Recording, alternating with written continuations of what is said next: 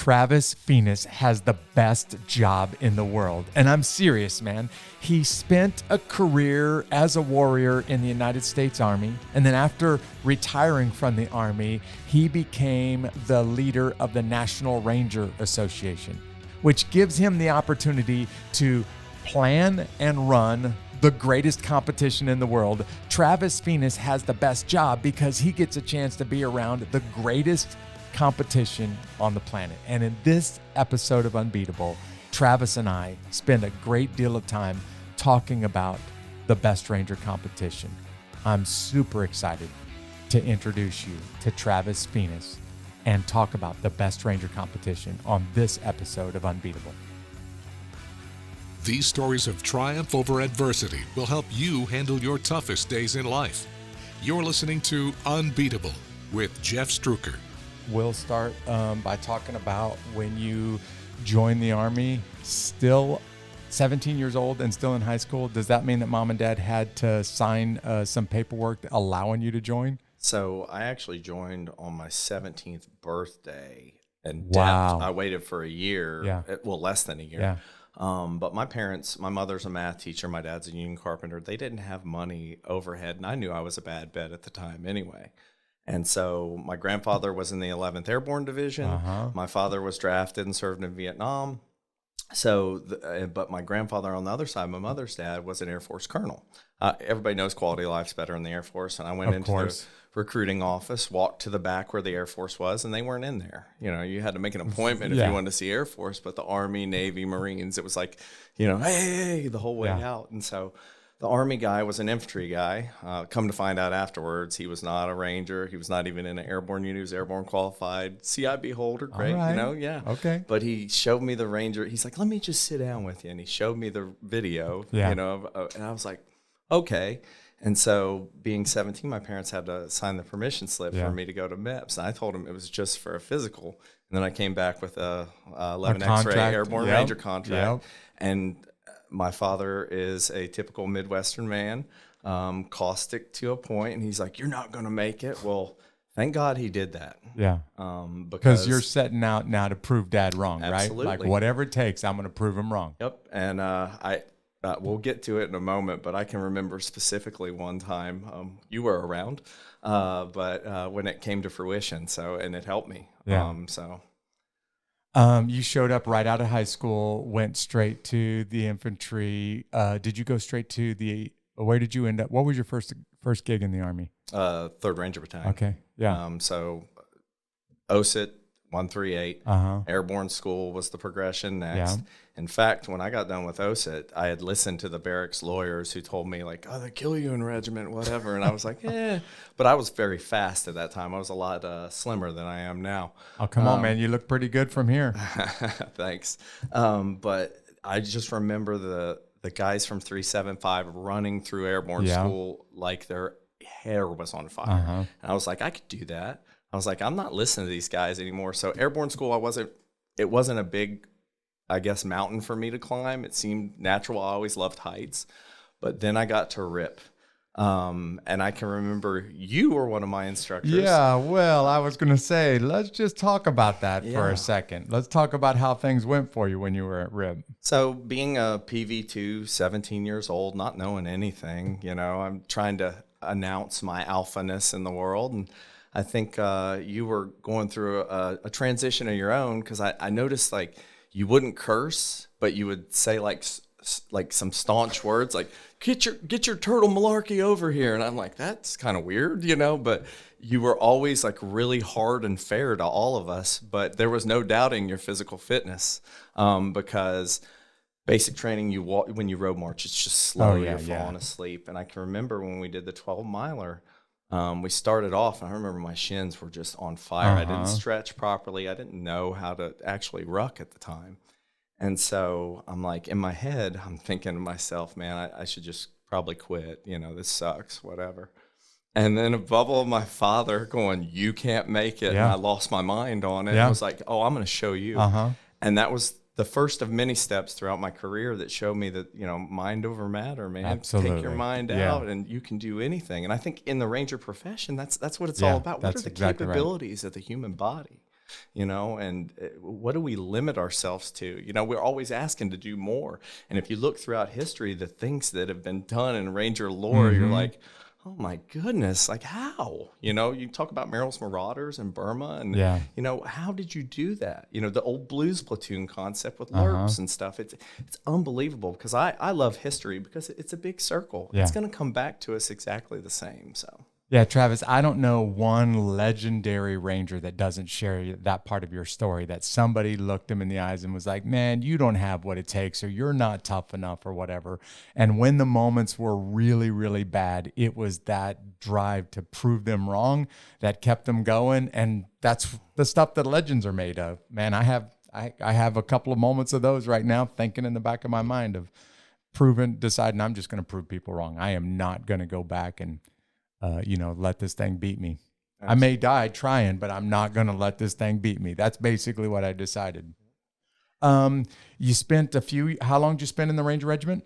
Just a couple of years. I still was learning, hadn't decided that my high school friends were not as good as the people I had in the military. So I get to Ranger Regiment. It was Alpha Company, a 3rd Ranger Battalion. My first sergeant was Doug Greenway. Off member. You put me through RIP. Hugh Rhodes was my first platoon sergeant. I had Jesse Andert and Rich Thompson as squad leaders. So you want to talk about... These guys are legendary. Yes. I mean, fathers that my father talked a good game, but when it came to execution, maybe he wasn't quite there. But hey, he was doing the best he could. Yeah. You know what I mean? We all try and live to a higher standard, but these guys lived it every day. And I'm like, wow, this is the epitome of what being a Ranger's like, but I'm still not separated from my high school and my small hometown in Ohio. So, which was actually probably the best thing for me. I always credit regiment for making me hard. I credit going to the 501st in Alaska for making me smart. Yeah. So I went up there with the typical regiment attitude that any other unit is inferior, sua sponte, all that good stuff. And then I started looking around, and I realized, this is where you don't need to judge people on, what unit they're serving in, who you don't know anything about them, because the sergeant major up there was Mike Kelso. Yeah. Famous. Chris Vanek, former RCO, was my first company commander. Had a guy named Brian Reed from 275 as my platoon sergeant. Had these amazing guys throughout my career that really showed me what right looked like, even when I was resisting early on, right? So, and it's also difficult to say, suck it up. You can deal with this at negative 80. You can't do it. Yeah. So that was a negative 80 degrees. I hope everybody who's driving and listening to that right there, you just didn't miss what he said. Outside training in Alaska at negative 80 degrees Fahrenheit. Well, it was negative 50 ambient, and we had Chinooks pick us up this one particular time that I remember, and you couldn't wear goggles at that time. I'm sure they have better products now, but the difference in temperature between your skin to the exterior of the goggles would make them immediately fog up, so you didn't wear them. The Chinooks had these giant heaters on the back, and I remember us getting in. You got whitewashed out with the snow and everything, and you get in there trying to knock the snow off of you, and I went to blink, and I was like, why can't my eyes shut? They were frozen. Your eyes are frozen, yeah. So it took about 30 seconds for my, and you can always tell new guys in Alaska, because typically when they run PT in the morning, you'll get ice crystals and stuff that hang off your face. Well, your eyelashes and your eyebrows, they're frozen. So if you wipe them, they fall off. So it looks like someone that, has alopecia or something, you're like, what's going on? There's no hair on their face. That's a new guy, you know, so. Hey, if you're listening to this from around the world and you don't understand Fahrenheit temperatures, I think I didn't do the math right now. Dylan, you can probably search this on Google, but I think negative 50 degrees Fahrenheit is also negative 50 degrees Celsius. And all I know is negative 50 degrees is cold. Yeah. So it's pretty close to the exact same temperature on the Fahrenheit Celsius scale. All I know is it's crazy cold. Yeah. There is so much about your military career. And by the way, man, I just want to tell you thanks. I do this every time I have the honor of being around a warrior or having them on this podcast. Thank you for the service that you gave to our country and for fighting for our freedom. Dude, there's a ton about your military career that I really want to talk about. But for the sake of this episode, what I want to do is, if you'll let me, let's just kind of hit the highlights up until you retire, because we're doing this episode the week of the Best Ranger competition on purpose. You and I have been talking about this for a couple of months so that we can really showcase the big star of this episode, which is the world's toughest competition. So let's tell me some of those other highlights of your career before you took the uniform off and started doing what you're doing now. So real quick, I always had a dream to go into the medical profession. So I went all in on the inter-service physician's assistant program. Which explain that for people. The PAs. Government's government's gonna pick up the paycheck to turn you into a PA. Yeah, and it was at Fort Sam Houston, Texas. It was through the University of Nebraska. So I went all in on that, but I still had a job to do. I think some of my mom came out at me because she was a teacher, 43-year educator. So I was an airborne school instructor for a period of time.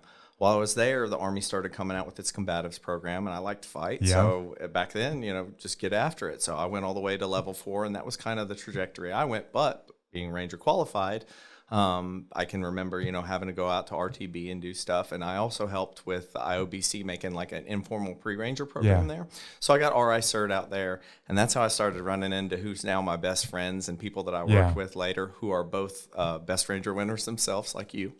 And so that's Colin Bowley and Gerald Nelson. I wound up at the ARTB after a deployment with the 1st Heavy Brigade Combat Team.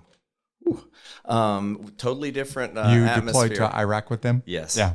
Totally different atmosphere. And honestly, about 6 months in, I was calling Ranger Branch saying, please get me out of here. And so I came back with the intention to report to Inter-Service Physician's Assistant Program about 8 months after I got back. The Army published the sequestration guidance, couldn't do it anymore, but I was a RI at 4th in Bravo Company. So I was there. I was like, hey, I got 2 years left. I can ride this out the rest of the way and just retire at 20. Had plenty of gas left in the tank, but there's so many blessings that's happened in my career that at first you're like, oh, this is a tough pill to swallow, but it got you there, and it got me to BRC. So I wound up becoming the air at first, and so it was a free fall position. I like heights, skydiving. Get to skydive on the Army's dime. Yep. So I was jumping like a fool doing that, and then I blew my back out. But I wound up rehabbing it and getting it back. I was going to do a tasker to Qatar, Doha, but that was the month that Bergdahl got traded for 5 Taliban members, and they all went to Qatar. So you had to have a hard top secret clearance, no longer interim like they used to do. Because of that, I got transferred into the S5 office. They needed somebody to help Gerald Nelson with BRC, and what a blessing. I worked with Miss Candace Bryant, who was our 20-year executive director. Absolutely phenomenal lady, lived the Ranger Creed and fell in love with it. Had no family members who were in the military, you know what I mean, like a direct tie, and was an executive director of a nonprofit for 20 years, making sure that, we were legal, moral, and ethical as we, went into this new world of Best Ranger, and having a nonprofit help enhance it. So I worked with her, develop relationships with some of the industry people, as much as I could according to joint ethics regulations. But really, it's all about them. They want to just hang out with Rangers and get that modicum of experience of what it's like to be us. And so that's really, that's a great segue for us to get into Best Ranger, because that is what made me fall in love with Best Ranger, and then eventually get to where I am now. I started in a doctorate of physical therapy program in Dayton, Ohio after I hung up the uniform. That was my dream. I'm going to do that trajectory. And the bureaucracy and just the way the system is right now, I could tell it wasn't for me. I had been volunteering at a hospice where you have a veteran-to-veteran recognition ceremony. Pin a lapel pin on them. There's a salute and a verbiage, and there were some amazing times. The first person I did was a Marine engineer who cleared the beaches at Iwo Jima. Wow. Finished out his service for World War II, came back to Dayton, Ohio, became a nurse. Korean War kicked off, went back in the Navy. Wow. Was a nurse in the Navy for that time period, and then came back and was doing like Rotary Club, Boy Scouts. You want to look up to just making the world better and community. So I was able to, and that person, they basically told me to get in there and recognize them because they were going to pass very, very soon. And as I dropped my salute from what I thought was a catatonic state. The guy said, "Whoever wrote that should be commended." And he sat up and we had a 20-minute conversation. If Really? you look at my arms right now, I Yeah, get the hair's goosebumps standing up. every Yep. time I tell it. Yep. And we had a great conversation. They slipped off and, went to Valhalla. Yeah. And I think, there's something amazing about that, the lineage of warriors and how we pass things down and now being able, and so let me get back to, so I switched from the doctorate of physical therapy program to a master's in public administration. Because those two are so similar. Yeah. I mean, just basically the same degree. Absolutely. It was basically, I could get into that because my advisor told me, hey, you're already volunteering and do all this stuff. It comes with a certificate in nonprofit and community leadership. Well, I was kind of sad. Again, another sad point, but from sad comes good. I went out to SHOT Show because every ranger knows there's out at SHOT Show. That's basically a second ranger reunion out there. Yep, and you have a hotel room floor that you can sleep By on. the way, SHOT Show is where you take a bunch of guns and ammo manufacturers and you put them all together in Vegas. And of course, that's where all the rangers are going to descend. Yeah, absolutely. So I got out there a little bit early with Miss Candace Bryant, and that's when she informed me that, hey, this is my last year. And I asked her, like, who you got to replace? And she goes, you. Because I had talked about the degree plan, and boy, isn't that the circle of life, to be able to come back. So we did an internship year. And then 2019, the 75th anniversary of World War II was my first year in the driver's seat. So I got a little bit of knowledge built up, and then immediately COVID hit, and and so there's been trials and tribulations, but I wouldn't have it any other way. It's so awesome to be able to represent the warriors in the past, the future, what the trajectory is of the Ranger community as far as like the social support, the community outreach. There's so many good things that we can do in this world. So. Well, for those of you who didn't recognize some of those acronyms that he just threw out, Travis spent a long time in the Ranger community, a long time serving as a member of that community, and then almost immediately after taking the uniform off, started serving the community again. So much so that, Travis, this week you're going to be recognized and kind of set apart as for your distinguished service, both in the uniform and out of the uniform to the Ranger community. And I want to commend you on that. You certainly deserve it, man. So congrats on that big accomplishment. Congrats to you too, Jeff, since you'll be sitting next to me. Yeah. But let's talk about the unicorn that you just mentioned twice. For most of you out there, none of this stuff may make sense to you, but the Ranger community is incredibly tight-knit. They're very, very close to one another, and it's not that hard to get in. And once you're in, man, you're all the way in. You can make a mistake or two, and if you make enough mistakes, you're out, and they're going to let you know that you're out of the Ranger community. But it's a very small, very, very loyal community. So I refer to Candace Bryant as a unicorn because she, as Travis just described her, she just came out of nowhere. No connection whatsoever with the Ranger community. And for 20 years, did perhaps more for the Ranger community than any guy I know that served in uniform. And she was a total civilian with no connections to the community whatsoever. So why don't we just take a few minutes and let's just sing the praises of Candace Bryant. You ran into her while you were working alongside of her, right? Yes, sir. It's kind of amazing to run into somebody and have that let's be honest, when you're in the military, you have that ego and bravado that you always, outwardly, throw. And, oh, who's this one? This is for gender integration. So who's this? Because she's a tiny woman, and but the level of care and compassion that she put and effort, like you weren't going to outwork her, and you definitely weren't going to out personal her. And so during the internship year, when we received people coming to BRC, she had me building little Chinese food things filled with candy and like doing the bow where you take the scissors and you make it do a curly cue. I've got this mental image right now of you doing arts and crafts for Candace as you were getting ready to receive some guests. Yeah, and it's so funny too because all my buddies that I serve with are of course floating into the S5 shop at the Airborne Ranger Training Brigade.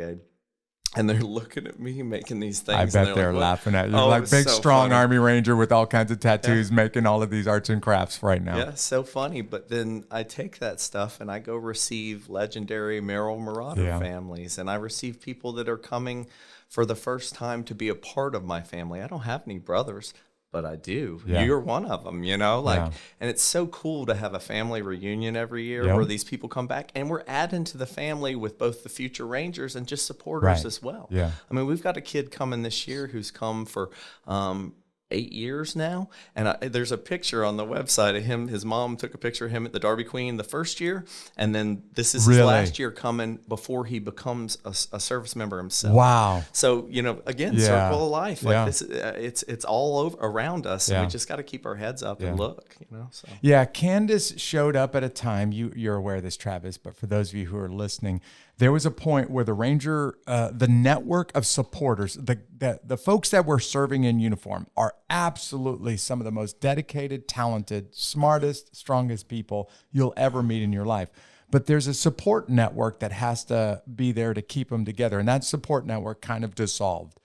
That support network dissolved, and there was nobody there to put the pieces together. And then Candace, this unicorn, came out of left field with no real background, no experience, and she just didn't want to let this thing fall apart. So basically, she took this thing on personally, and personally kind of held the support network for the Ranger community together.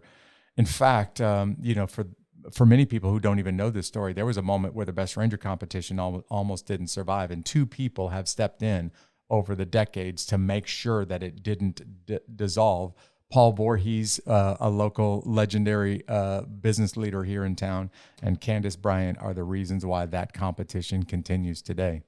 And Candace, I hope you're here in this episode. And if you are, I just want you to know you are amazing, man. You are absolutely incredible. Every day I think about her, and I'm like, she has the temperament of Buddha, because Yeah.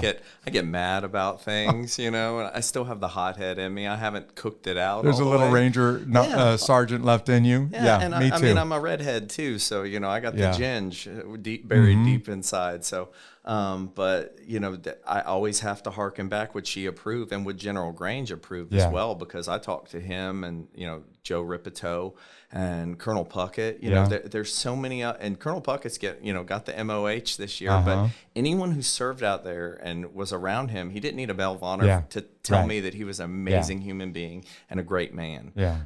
But boy, isn't it great that he got recognized Absolutely. finally. So. Yeah. 65, 70 years later, but yeah, I mean, finally got the credit he deserves. We're going to talk about the Best Ranger competition. Really, that's what I want to do, is camp on this for the rest of this episode. For a lot of people that are listening to this, they have no background, don't understand what this is. They maybe have no connection to it whatsoever. And the reason why we're going to spend almost an entire episode of the Unbeatable podcast talking about Best Ranger is because this really is the training ground to demonstrate some of the most unbeatable people on the planet. Your connection to Best Ranger started while you were still in uniform working at the Ranger Training Brigade headquarters, correct? Yeah, I mean, there were some times I had to fill in and help out in different capacities, but yeah, definitely RTB, or when you're in the Ranger Training Brigade, that's when you really feel the ebbs and flows of Best Ranger. Just, I mean, you're still running Ranger School, which is a program of instruction, 11 classes every year, and then they take a break. And there's actually been years where they had another Ranger class and a Best Ranger. Yeah. So, I mean, honestly, you had talked about it earlier. The Chairborne Rangers started it, and the Best Ranger competition was kind of an informal Ranger Olympics or squad comp almost at first. Well, I liken it to, if you show up at the Kentucky Derby and they have these amazing horses, you don't want to see some 300-pound farmer sitting on the back of it, right? You want to see a great, jockey with the great equipment so that horse can run. But there's joint ethics regulations. Right. So for a few years, they were trying to find out how they were going to do things. Well, that's when Colonel Barron and Candace got together. Yeah. They established the National Ranger Association, a full 501c3 nonprofit. And so there's 3 events that we support: Distinguished Members of the Brigade, Ranger Hall of Fame, and then the Best Ranger competition, obviously. Now, there's other ones that we do that we don't, we buy the rifles for Gold Star Family Hunt every year, but those are targets of opportunity. We can't write them into our Constitution and bylaws. We go to the Association of the United States Army Conference. We take basically the commander's dream list of what would make the coolest, best Ranger ever. And with some of the gear to outfit the competitors. It's this public-private partnership that's amazing, and we undergo 2 legal reviews annually so that we make sure that we're legal, moral, and ethical. And really, when you think about it, it is a family reunion for the Ranger community in between Ranger Rendezvous but this one's different because you see everybody just getting after it over 2.5 days. And I honestly, every time I come, I tell people, like, you might be an ultra marathoner right now, but when you come here and you watch what these guys go through over the weekend, no matter who you are, you're going to be invigorated with some type of motivation. Be like, man, I got to do more. I got to get after it more. I got to work harder. Yeah. And it's not just the competitors either. It's talking to people like yourself and the history to talk about so you can understand the depth of what our community's all about. Sometimes we don't know just because we weren't there, and that doesn't mean it didn't happen. So when you talk to these people face to face and the trials and tribulations that they went through, maybe it makes some of the things that you've gone through not so horrible, and you can get over it. And really, it's the just sense of community and just to bring it all together. It's unbelievable. So you just started to talk about it. Let's describe how this thing got its start, because it's the Ranger community has been around and fairly well established before the Best Ranger competition started. And one of the living legends from the Ranger community, his name, the competition bears his name. But you, as the director of the National Ranger Association, can give everybody the background. You and I have a little bit of background from this thing back in the 80s that I don't think most people would understand, even those that have taken part in the competition. So you described it as the Ranger Olympics. Give everybody a little history on how this thing got started. So David E. Grange, General, retired now. Very famous, legendary, probably the most legendary living Ranger. He wanted to bring together with the chairborne Ranger element that I was talking about, which was at the time some retirees, just friends who had gotten out and were in industry. They partnered together to put on this, Olympic competition and in the early 80s. And now we've reached our 38th annual with 3 non-conduct years because of war or COVID. But boy, just to bring together that group of people to make sure that, this competition happened. And General Grange, there's, a multitude of videos online where you can watch. And, it's amazing to hear him talk because he's a Long Island guy, even though he lives in North Carolina. And I just listened to him talk and become mesmerized with his stories because he wanted to join the Marines. Yeah. And the Marines wouldn't take him. Thank goodness. Thank goodness, because we've got a legend because of it. That's exactly right. Yep. So. It started off as kind of a squad competition just to figure out who's the best of the best out there. And it literally, a lot of competitions kind of throw that term around, best of the best, but very few of them can really back that up. I mean, this one really does back it up. You want to take some of the best units and the best servicemen and women from, by the way, across all branches of the U.S. military and foreign services, and you want to take their best competitors, put them together in the same place at the same time, give them the worst possible circumstances, and just see who comes out on top. That's kind of how this thing got its start, right? Yes. And as you said, now 38 years later, still going strong. And honestly, every year, I think it gets better and better because the guys that compete are more and more committed to this thing. And the more committed they are, the better this competition is. Yeah, it's a twofold thing. I'd say commitment and then our advances in technology. I mean, there's more of a push for, a lot of the biometric stuff, and they try and take that data from our Best Ranger competitors so that they can figure out, the performance, not just tied to, we talked about it early, with conceptual, like I can beat this or whatever. It should be tied to heart rate and how you're, everything, and so they get a lot of information from medical service in the military. And I think, from a recruiting command too, boy, isn't it, all these amazing competitions that everywhere hosts, that's our story. Yeah. That's the Army story. It really is a way that you can showcase for the world to see. There's not often you can do this, but this is one of those opportunities you can showcase for the world to see just how amazing these warriors are. Every year, when the list of the world's toughest competitions are ranked, Best Ranger is usually ranked number 2 or number 3. I don't think I have seen a list in the last 30 years where Best Ranger wasn't listed in the top 5 of the world's most challenging competitions. And every year, it's typically number 2 or number 3. So tomorrow morning, the Best Ranger competitors will show up. This thing will kick off before the sun comes up, and it doesn't end until about 2.5 days later-ish. I do this segment, Travis, we talked about this already. In fact, I asked you if you'd just be ready for this part of the show. I want to talk about in this high five segment for this episode, why I love this competition. I've been around it, honestly, since the late 80s. I took part in it for years, several years consecutively in the 90s. And ever since then, I have been there every year that I'm physically able to get there. I am at the Best Ranger competition. I even took our children out of school when they were young and told them, it's Best Ranger Day. You don't have to go to school. We're going to go out and watch the best of the best, and watch them do their thing on Friday, the first day of the Best Ranger competition. So let's just go back and forth a little bit. Cool. I've got my top 5 reasons why I love this competition, why I think it really is the greatest competition in the world, no question. And I'll just bounce these back and forth for you. So here's number 5 on my list.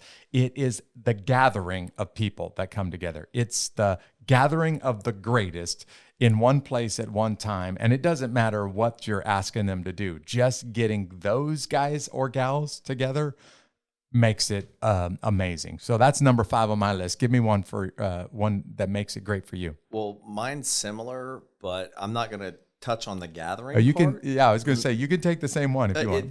That is an excellent point. But what I see is during day stakes on day 2 at Todd Field, when you hear a former Ranger instructor, former LERP Ranger, whoever they are, you can hear them yell on the field. They're yelling at another one of their buddies that maybe the last time they saw him was on a Huey in Da Nang. 45 years ago. Yeah. And that sense of, like, I'm a GWAT vet, so now we all want that kind of care and that ability to meet and gather and commiserate and see our friends and our loved ones that we haven't seen in years, because life just takes you away, you know? So there's a whole lot of just handshaking and catching up with the spectators of the Best Ranger competition. Okay, here's number 4 on my list. The way that the competition is designed, this doesn't work out exactly every year, but typically 1/2 of the teams that start the Best Ranger competition will not be around on the second day. Generally, more than 1/2 of the teams won't finish this. And when you talk about some of the greatest warriors and most talented athletes in the U.S. military competing against one another, and 1/2 of them won't even finish this thing, that tells you this thing is no joke. That's number 4 for me. What about you? I agree with you on that, but again, a different kind of look at it. So I think the Best Ranger competition alludes to our future every time you look at it. And so in a world where a lot of people are given a trophy for participation or whatever, you don't get that there. That's you get right. a T-shirt and you get to take it to the house. And that's unbelievable. And I mean, these are guys that could run me into the dirt, you know, and it's like, oh, wow, that's just the way it is. Yeah, there's no trip to Disney World or no, ginormous ring that you get to wear, a championship ring, but you're doing it out there just to show that this is who I am and honestly to represent your unit. Okay, here's number 3 for me. I love the fact that this is incredibly physically challenging. It wouldn't be ranked at one of the top endurance competitions in the world if it wasn't brutally challenging physically. But it's not just physically challenging. All throughout the competition, there are very deliberate moments where they're going to stop and check your military technical abilities. Basically, you're being tested both mentally and physically, and that combination is exceedingly rare in ultra endurance events. And for me, the balance of those two makes it all the better. I'm gonna go against you on Go that for one. it. Not that I say I don't disagree, but I love the public-private partnership. I Yeah. love the fact because Rangers have a reputation. If you put us in a hole with a piece of equipment, two things are going to happen: the equipment will break, and so will we. If I'm a company and I have this new and innovative product, what's the best way to showcase it? Get it in the hands of That's right. And boy, isn't that like a model for capitalism? Yeah. Like, and we don't. But everybody, bring it on in, Yeah. compare it. We'll fight it against If each it can other. be broken, those guys will figure out a way to break it. So let's just see how tough your stuff is. Absolutely. Yeah. Here's number 2 on my list. It's the fact that you compete as a buddy team, a Ranger buddy team. So a 2-man team, 2-person team. Up to this point, there have been women who have successfully completed Ranger School, but not yet a woman who has competed in the competition. And you have to have completed some of the toughest training in the military Ranger School in order to compete. But the fact that there's a 2-person team aspect to this, it brings in a level of strategy because everybody has weaknesses, everybody has strengths, and maybe your partner is really, really strong on this event and you're not so strong. Maybe you're really strong on the next event and your partner's not. And there's some beauty that goes along with this Ranger buddy team concept that makes this thing special as well. Yeah, I totally agree. The capabilities, the untapped capabilities of the human body, and then the mind, the gamesmanship that they put on, and some of the. That's the greatest thing about the military is you have people from all walks of life, and the way that people attack problems is all different. Yeah. And it's so neat to see how they do it under duress. Right. You know, when their physical and their mental constraints are tested to the wee hours of the morning. That's right. And they come up with these ways to overcome the obstacle in front of them. I think a lot of people can really glean a lot of stuff, information about yourself. Even for us that went to Ranger School, they always said you're going to learn something about yourself while you're there. Yeah. Even if it's easy. It's not easy all the way through. There's a time, even if you were like, it wasn't what I had built up in my head, there's a time when you challenge yourself and you're like, wow, I'm not exactly who I think I am. That's right. Yeah. Well, okay, I've been saving this one for last. This is number 1 on my list of why I love this competition, why I think it's the greatest endurance competition in the world. At some point, because of just how incredibly talented those other teams are that you're competing against, you have to make a decision. Are you willing to sacrifice everything to win this thing? And what I love most about this competition is it really becomes, at some point, it isn't you and your buddy competing against the other teams. It's you competing against yourself and you deciding, is tonight the night where I'm prepared to give it all, put it all on the line, and I actually may go to the hospital. I may drop over dead before I finish this event, but I can't win if I don't give that kind of effort. So am I really willing to give that kind of effort? And every team that is successful, and I'll define success in Best Ranger in just a second, but every team that's successful, it is ultimately them beating themselves and deciding, I'm going to conquer myself in this competition. That's what I love about it most. See, for me, I love that all the foundational people that built that house come in every year. Yeah. And then they get to see what the future's doing. A lot of times, and especially now, a lot of people are unsure about themselves. They're unsure about the world. But with our kids and the next rank of, soldiers or whatever, when they come there and they participate, they show you what the future is going to look like getting after it. And boy, isn't that an amazing thing, and something that makes you proud to be an American and proud to be a Ranger. I mean, they push the lore every year. Yeah. We all served with someone who got the Ranger tab and then they felt that they were at the apex of their career based on that cloth.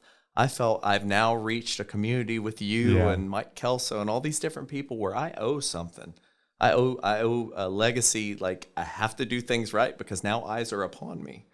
Travis, I feel the exact same way. Every day when I was serving in the U.S. military around Rangers, I felt like I'm going to get up and I'm going to earn the right to stand with those guys. And I don't mean try to beat them at their own game, but I will not hold those guys back. And I stayed around the Ranger community so that I could get up and get really, really excited to be able to be in the presence of some of the greatest people on the planet. Okay, so at this point in the podcast, a whole lot of people are listening and they're like, okay, I have no idea what this is. I've never seen it.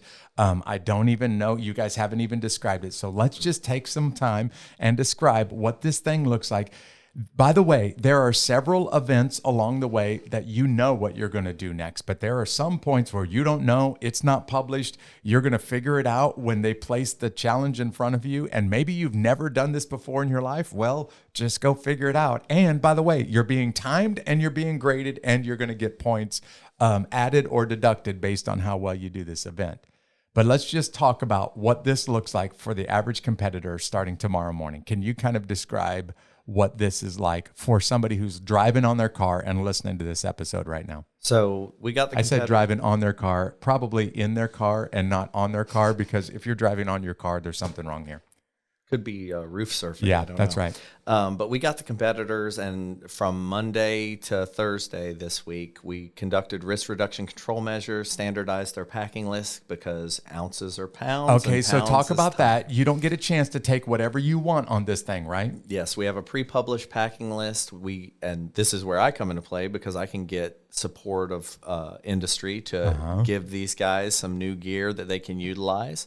And so they have a standardized packing list. It makes sure that we are talking about the individual, not the equipment Right. that they have on them as far as performance goes. So throughout the week, some of these units are coming from all over the world. Some of them have not done some of the capabilities that they did in Ranger School and or Ranger Regiment or airborne units out there. You know, we used to do jumps, and so they would have to do something called a basic airborne refresher. So you had a standard baseline so that you don't hurt yourself. That's right. We're trying to make sure that we do the right thing so that everybody's standardized, and it creates a better competition. So Friday. Yeah, can I just jump in at this point? For those of you who didn't understand, why does it make a better competition? That means all of these super elite athletes don't get to bring their own gear, their best gear. They don't get to take their favorite stuff. Hey, everybody is going to use the exact same equipment. Everybody is going to carry the exact same things, and nobody has an advantage based on equipment or any of that. That is alone a game changer. Keep going. Absolutely. So tomorrow morning, the guys at 0600 will be lined up right outside a beautiful Camp Rogers, Fort Benning, Georgia, right by the Ranger tab out there. It's an iconic area.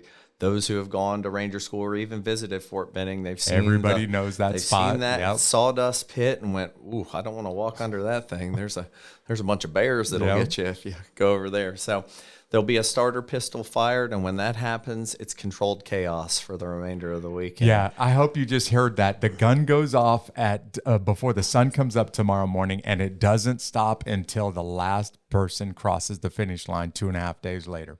So the Friday events, typically a lot of running, a lot of rucking, shooting, different weapon systems, obstacle courses. I mean, there's a medley of things. Like you said, they get tested on.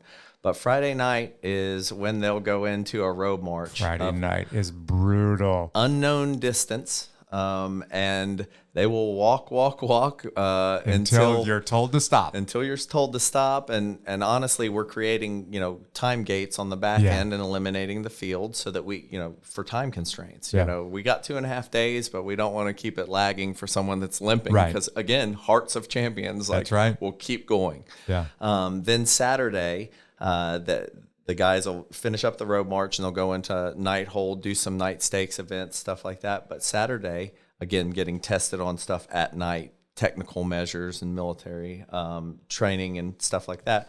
But Saturday morning, we'll get up and we'll be at Todd Field for day stakes, which is a round robin training event. Let's pause at Saturday morning for just a second. So I just want to paint the picture about Friday. So you have been working, picture yourself as a competitor. You and your buddy have been working. You've been given every event in front of you, given it your all, obstacle courses. You're going to run. You're going to spend a lot of time with equipment on your back. You're going to shoot, and everything is timed. Everything is, highly competitive. And then on Friday night, you will start a long walk. which some years, based on the weather conditions and the crowd of competitors, this may go for marathon. This may go more than marathon distance. And imagine doing a marathon after you have already been physically exhausted for almost 18 hours. That's when the marathon starts. But wait, it gets better, because the marathon is over very difficult terrain, and you're carrying a very heavy load. I think, if I remember correctly, most of those guys are going to carry somewhere around 60, 65 pounds of equipment on their back at the start of this marathon. And the marathon actually doesn't end until, you and I know the math on this one, until it's physically impossible for about half the teams to be able to cross the finish line in time. That's when we're going to stop. Maybe it's going to be 18, maybe it's going to be 28, maybe it's going to be 35 miles, don't know. But at some point, half of the teams will not be able to make that point in time. That's where we're going to stop, right? Yes, absolutely. And you said, that weight started that way. That weight is maintained the entire time. That's why we do a layout to make sure these guys have to maintain every single item that they're issued. They lose anything, they get gig points. Yeah. So if they try and dump weight or gamesmanship that way, we catch them in that too. So that's an amazing part of it too, because they scrutinize every single piece of their equipment. Yep. Because some people could take we call it a whoopee, but it's a blanket, right? Yeah. And they could cut a 4x4 square, which they did some years ago, until we said, here's the NSN. These are the size, the serial number, so you can order it off of the central issuing facility or whatever. And so we had to standardize and be specific about stuff like that, because they'll cut corners everywhere you can. Of course. Bring foot powder, and they bring a thimble full, like a small Ziploc baggie filled with like tiny bit, like a pinch of foot. That's foot powder. So that kind of gamesmanship. This is how detailed we have to be as far as releasing the order, the packing list. Everything we do has a task, condition, and a standard that we put out. So Friday, we eliminate half the field. We typically begin with 50 to 54 two-person teams. Friday night, we'll cut to 30 to 32 two-person team, something like that. And then Saturday morning, they get up and they do this round-robin event that I've alluded to a little bit, talking about the old veterans that, meet each other. But while they're doing that and having their own reunion, the competitors are running around, and they call it the Tri-Towers Challenge. Yep. Typically, the iconic Prusik climb is what everybody knows about. There's also a Ranger First Responder lane in there, which is amazing, because we always talk about medical extraction, but until you have that heavy casualty and pumping blood, you don't understand how, and in a tight environment, trying to pull people out, it's just so rough. And then there's the great equalizer that we always say, if you've never played baseball, grenades is an issue for some people. Yep. So that's happening all day Saturday. And in between that, they'll move out to Grueling Range. The Army Marksmanship Unit maintains that range, but we utilize it during Best Ranger. Great range. We'll have a 4-gun shoot. So 4-gun shoots consist of a normal M16 style rifle. AR rifle. We have the 320 M17 pistol handgun, a Benelli M4 shotgun to shoot clays from a stationary position. They're not throwing them up in the air or anything. And then a long rifle from Knight's Armament that is, and they're all Army Program of Record stuff typically. So they'll get done with all those events, and then this year they're not doing it, but they go into their land navigation. The commander some years back, and we'll probably revisit it once we get the fog of COVID off of us and money isn't so tight, but they would pull a lottery ball out so that the competitors would either have to land nav here at Fort Benning, because Ranger School has 3 different camps. That's right. So let me caveat that first. So they would either have to land nav here at Fort Benning, they may have to land nav up in Dahlonega, Georgia, in the mountains, or down at our swamp phase right off of Eglin Air Force Base at Camp Rudder. So that kind of, and we have previous years we've had birds ready to throw helicopters, ready to. They're not pterodactyls, in case you were wondering. To put the competitors on. And so that's usually a pretty neat thing that happens in Best Ranger. But this year they'll be here. They'll conduct that again, cutting the field. that land navigation has a time standard, and if you are not back, and the way they make the points, they are far away from each other. So again, caveating that Jeff said that they've already done these unknown distances, they've done these obstacle courses. Now they have to find points at night running pretty much, while maintaining a good azimuth too. So we'll cut the field down again, and that's when we'll finish with the final 15 or 16 teams. Sunday typically is a Derby Queen day. It's not this year though. But you'll do the combat water survival assessment on Victory Pond. You can see that at any Ranger School graduation during the Rangers in Action demonstration. But they'll do that on Sunday, and then this year they'll shoot at Red Cloud Range. A lot of big boom guns. Let's say. How about that? So we got the Law, which is like a portable bazooka. Anti-tank weapon. Yeah. And then once they're done shooting, that range, they will do their final buddy run, and we're finishing this year at the National Infantry Museum. Yeah. Free museum, keeps winning Museum of the Year, so it's great to bring that together because we always want to collaborate with the community.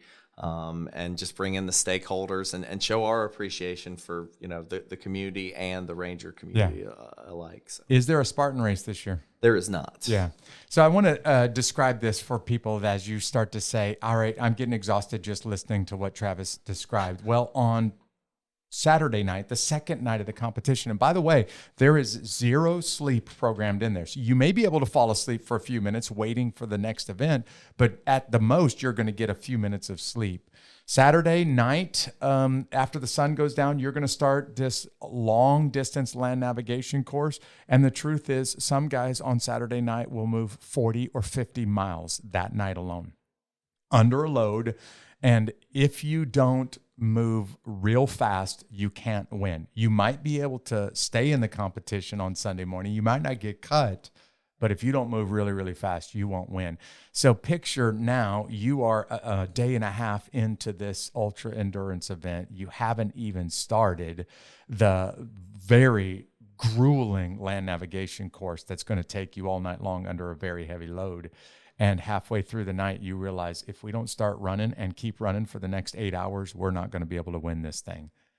Generally speaking, in the past, the very next morning, there's no sleep. You don't stop. You finish the land navigation course. They put you on a bus and they take you to the start of a Spartan race. And if you've ever done a Spartan race, you probably have gone back and told people, hey, I finished a Spartan race. Well, Best Ranger starts the Spartan race on the third day. Those guys blow through the Spartan race course before the race itself even starts. And generally speaking, their third day without sleep, they're moving faster than the guys that have been training for this Spartan race event, and that's all they're going to do that day. And then they're going to drink beers for the next 2 weeks talking about how bad Spartan was.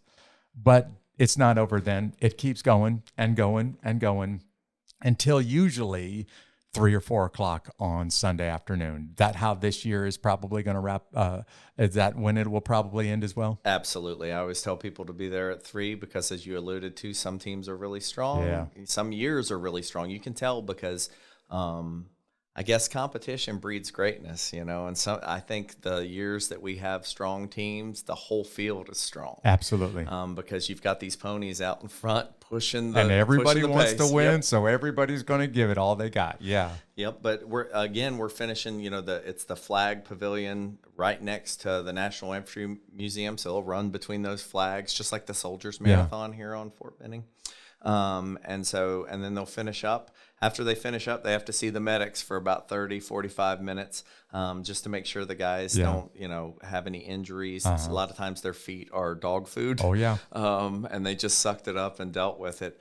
So it's pretty impressive. And then we have a final award ceremony where the industry people will often give prizes for the guys who finish. And then you'll get that iconic shot that I think everybody can look up on the internet, with Holden. Back in the day, it was a Colt 1911 custom. Now, because SIG is the programmer record, we have SIG 320s with Ranger Tap gold triggers. Wow. They're really neat. Yeah. And so they'll hold those iconic pistols up, and we'll know who the best Ranger was for 2022. Yeah. Hey, fun fact. If you are familiar with guys and gals that have this elite level of fitness, you also know how many calories they'll burn through and how serious they are about what they put into their body. Well, fun fact about Best Ranger, the food and water and everything that you eat is strictly controlled. You don't get to eat what you want. You are given military meals, and that's all that you're given. And you will leave the competition if you eat anything other than military meals, which means some of those competitors are going to lose, and no kidding, 5-8 pounds and they already have very low body fat to start with, but they're going to lose 5 or 8 pounds because the food and water is strictly controlled. Literally everything that could give a competitor an advantage, all of those are taken away in the Best Ranger competition. And it's just you against you, especially on the second and the third day. As you can tell, for those of you who are listening and watching this right now, I am the world's biggest fan of the Best Ranger competition because it really does bring out the best of the best. You have the best of the best assembling together for this thing. But when they start competing, man, you get a chance to see the folks that have decided, I'm going to give it everything that I've got. And tomorrow morning, I may be on the hospital bed in the ICU, but I am not going to stop until I've given it all that I have. And Travis, I have said this to you over the phone. We've kind of hinted at that in this episode, but there's no way this thing would be possible without tons of work behind the scenes and lots of support. And there has to be kind of a system where all of those people out there that want to be part of this and make this the world's best competition can give their support. And you are that guy. And I just want to say, man, thank you for continuing the legacy of the greatest competition in the world. So let's say somebody's listening to this broadcast tonight. They've never heard about Best Ranger. They're hooked. If you live in the Fort Benning, Columbus area, they can come watch it, right? So tell them how they can come see this firsthand. So if you go to bestrangercompetition.com, and there's a menu in the top right-hand corner, you can click it, and there's a tab that'll say gate info. That's your first step to gain access to the post. If you are a DOD, Department of Defense ID card holder, you're good. They'll get you in the gate that way. It's a QR code on there at the bottom. You just scan it with your phone. It takes about 2 minutes, and they'll pre-credential you. But you'll have to go to the main post gate on 185. I think that's Lindsay Creek Parkway. That's right. And so you'll go there. They have a little scanning system, kiosk, and there's actually a video on there that I uploaded to help people. Nice. So you'll scan your barcode. All about customer service, Absolutely. Travis. But you'll scan your barcode that you'll have been emailed. Amazing technology. Yeah. But you'll scan your barcode. You'll get your credentials for the weekend. And then you'll be able to come out to Camp Rogers and take a gander at the event. So Best Ranger Competition website is transforming currently. It will follow chronologically the flow of the competition, and we'll actually host a live stream from the very first homepage that you guys will be able to see. If anyone wanted to support, if you click on that menu, like I said, you'll see a tab that says how to help. Hit the plus sign on that. It'll say support Best Ranger. Click on it. At the bottom of that page, you'll see a bar that says support the Best Ranger competition. If you click on that, it has our packages, or you can just donate whatever you like. Yeah. And with our packages, it's a tiered system of support, but it gets you to some of our social events. That's the other thing. Around Best Ranger, this year, for instance, we'll be at the Rankin Livery with a live band on Friday night. Saturday night, we have a small donor recognition ceremony where the command's able, I buy plaques, and the command's able to thank them for supporting them, give them a coin and be there and just hang out with them. And then Sunday at the finish line for the families and the competitors for doing what they did all weekend, I solicit the prizes and make sure that the tables are, indicative of the performance that they put on every year. Yeah. So if you want to come out, you are welcome to come out, follow the competition. Like I said, it's going to be at bestrangercompetition.com, but if you're there at the starting line on the 8th of April, there at Camp Rogers on Fort Benning, we have a Cliff's Notes version that we call the Smart Book that'll be printed out there, and I'll be able to give you one of those or direct you to the website and help you out. I want more and more people of the community, here in the greater Fort Benning and regional area, whoever wants to come. I want more family members, and I want more people to see what our warriors go through.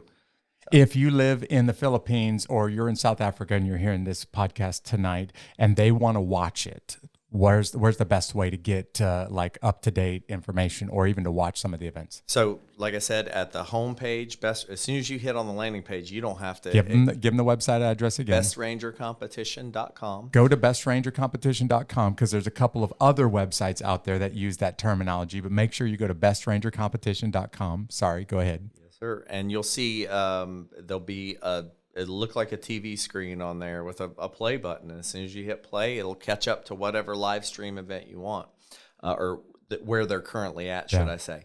There is in that top right-hand corner, there's also a 2022 menu. If you want to see who won a specific event, the scores will be posted as of that event chronologically throughout the competition. So you'll know as of day one, this event, as of day two, this event. So you can follow along, because even if you don't know anybody in there, you'll start to root and cheer for certain teams just based on, what they did, something about them that draws people in every year. Yeah. So, hey, for the Unbeatable Army and the audience, the listening audience, this may become like an annual episode for this podcast because I am that much of a fan. And when you've started watching it, and now that you've heard this episode today, know what you're watching, I think you're going to become that much of a fan too. By the way, I've supported the competition in the past. I'm not eliciting funds, but these guys and gals really do deserve the best support possible. So you've heard from Travis how you can make a donation if you want to support it and just provide some great equipment, great gear, great prizes for this thing. Travis, there's so much more about your story that I wish we had time for, but I really wanted to make the star of this episode, the best, in my opinion, the greatest competition in the world. So thanks for taking some time out of an absolutely insanely busy week preparing for the competition and spending it in the studio with me today. I'm privileged to be able to put the word out and get people, out to Best Ranger. That's all I want, is more and more people attending, and then actually to sit with you, because you're one of the Ranger legends that I looked up to. So, well, if people want to know more about you or about the association, would you tell them where they can find out more about you or the association? So nationalrangerassociation.com is our website. We update it. I'm governed by a board of 8. It's a composition of mostly retirees that I worked with and a couple active duty kids. And they are a sounding board. They're not paid. They're 100% volunteers. And they just, again, we give it the knowledge check to see if it's legal, moral, and ethical, and in the best interest of 30 BRCs from now, not just this year. Yeah. So, and if they want to know more about you, how can they find out more about you? You'd have to call me. Okay, just call them. Yeah, I don't like to pound my chest about anything. I love being out and talking about Best Ranger. So if you go to the Best Ranger competition website, scroll to the bottom, all my information's there. There you go. You can get a contact out to me, and I will talk about Best Ranger or Ranger history all day long, because always been a fan and always want to push the family as much as I can. So you've heard it from Travis. You've heard it from me. Tomorrow morning, before the sun comes up, some of the greatest warriors on the planet will assemble together, and they're going to throw it all on the line against one another. But it's ultimately them against themselves by the time this thing ends 2.5 days later. Thanks for being around for this episode, man. Thank you. Heard it directly from him and from me. Instead of trying to point you to Travis's website or Travis's social media, I want to point you once again to the Best Ranger competition. Seriously, sometime this weekend, log on to bestrangercompetition.com and just watch these amazing competitors. The reason why we're doing this on this episode of Unbeatable is because these competitors really are unbeatable. And I just want to thank you. If you've tuned in to this episode for the first time, I want to say thanks for joining us. Hey, if you like what you heard, why don't you go ahead and follow us on social media? You can find us pretty much anywhere. Just search for @Unbeatable Podcast.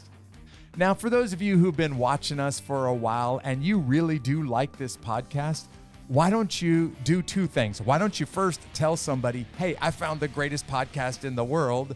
Or better yet, why don't you go ahead and rate us on your favorite podcast platform?